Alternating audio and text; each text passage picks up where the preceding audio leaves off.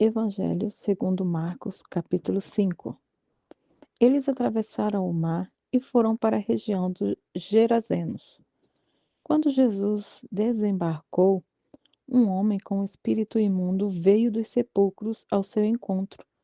Esse homem vivia nos sepulcros e ninguém conseguia prendê-lo, nem mesmo com correntes, pois muitas vezes lhe haviam sido acorrentados pés e mãos, mas ele arrebentara as correntes e quebrara os ferros de seus pés.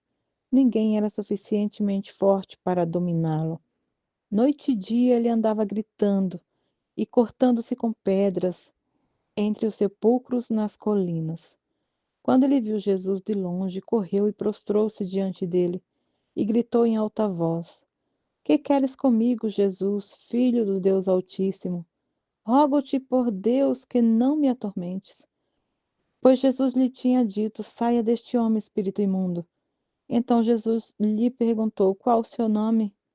Meu nome é Legião, respondeu ele, porque somos muitos. E implorava a Jesus com insistência que não os mandasse sair daquela região. Uma grande manada de porcos estava pastando numa colina próxima. Os demônios imploraram a Jesus: Manda-nos para os porcos para que entremos neles. Ele lhes deu permissão, e os espíritos imundos saíram e entraram nos porcos. A manada de cerca de 2.000 porcos atirou-se precipício abaixo, em direção ao mar, e nele se afogou. Os que cuidavam dos porcos fugiram e contaram esses fatos na cidade e nos campos, e o povo foi ver o que havia acontecido. Quando se aproximaram de Jesus, viram ali o homem que fora possesso da legião de demônios, assentado, vestido e em perfeito juízo, e ficaram com medo. Os que o tinham visto contaram ao povo o que acontecera ao endemoniado e falaram também sobre os porcos. Então o povo começou a suplicar a Jesus que saísse do território deles.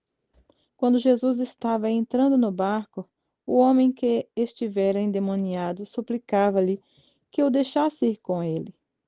Jesus não o permitiu, mas disse: Vá para casa, para sua família, e anuncie-lhe o quanto o Senhor fez por você e como teve misericórdia de você.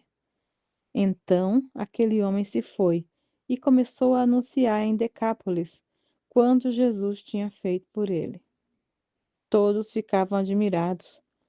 Tendo Jesus voltado de barco para outra margem, uma grande multidão se reuniu ao seu redor, enquanto ele estava à beira do mar.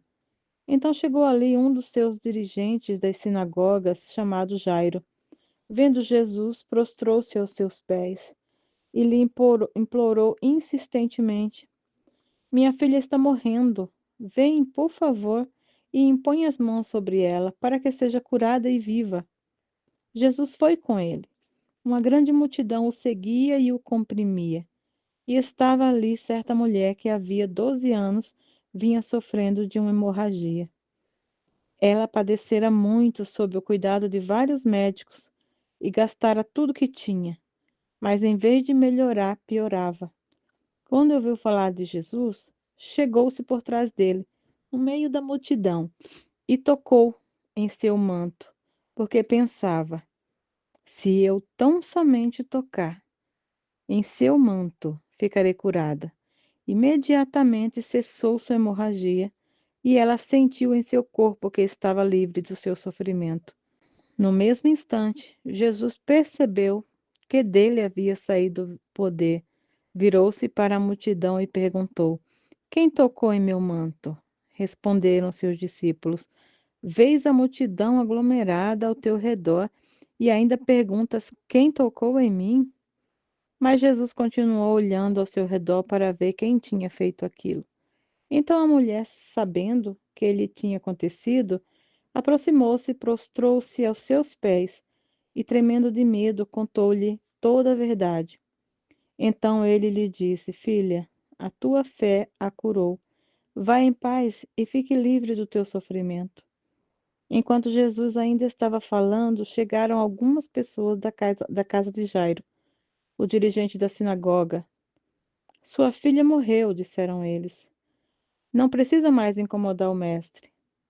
Não fazendo caso do que eles disseram, Jesus disse aos dirigentes da sinagoga: Não tenha medo, tão somente creia. E não deixou ninguém segui-lo senão Pedro, Tiago e João, irmão de Tiago.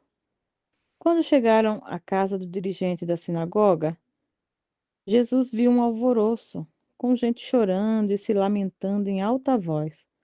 Então entrou e lhes disse: Por que todo este alvoroço e lamento? A criança não está morta, mas dorme. Mas todos começaram a rir de Jesus.